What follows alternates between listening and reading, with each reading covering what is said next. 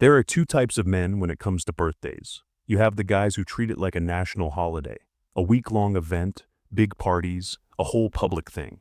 And then there are the other men, the ones who let the day pass in total silence. No cake, no party, just another 24 hours of work, of duty, of just getting through it.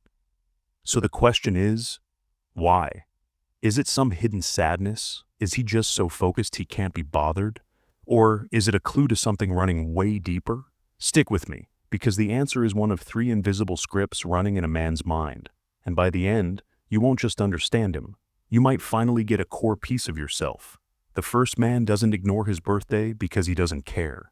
He ignores it because, at some point, caring became a liability.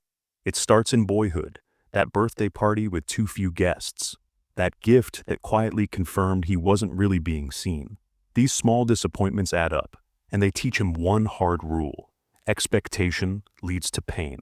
So, to kill the pain, you have to kill the expectation. This becomes a conscious strategy, a kind of strategic detachment. It's emotional armor, a firewall that goes up in his mind.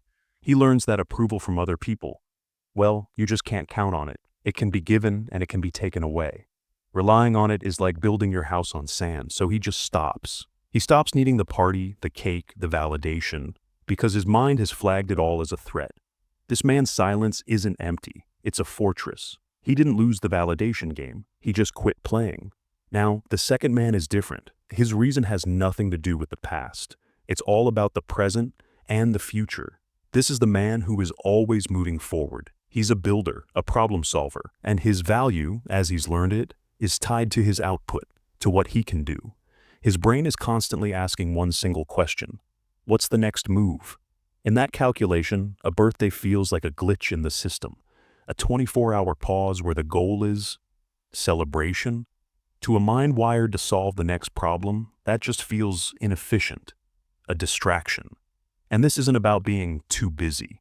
Saying he's busy is like saying a lion is busy when it's hunting. This is just his nature. This is mission focus. His mind simply filters out the noise. A man's energy and time are finite, and they have to go towards the objective. A party is a diversion of those resources. It's not that he forgets the day. It's that in his priorities, the mission is the sun, and everything else is a distant star. His validation doesn't come from being celebrated. It comes from progress, from seeing the wall he's building get one brick higher. The best gift you can give this guy isn't a party. It's a clear path. Just get out of his way and let him hunt. But then there's the third man, and this one, he's the most misunderstood of all. His silence isn't armor. His focus isn't a distraction. It's the destination. This is the man who's been through it all, the past pains, the present pressures, and came out the other side with a deep sense of calm.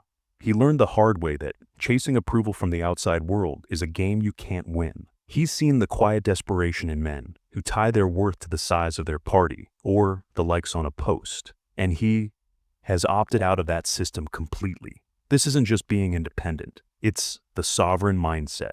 A man with a sovereign mindset is his own source. His self-worth isn't traded on the open market of public opinion.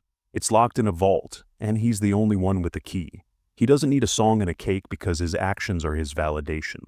He lives by his own code. He's a man who does what he says he's going to do. His character is his monument. A birthday for him is a fine ritual for those who need it. But for him, it's unnecessary. Why would he need one day of proof from the outside world when he spends every single day living his own proof? So, when you see a man let his birthday just pass by, what are you really seeing? You're not looking at one story. You're looking at a crossroads. You might be seeing the silent armor of detachment.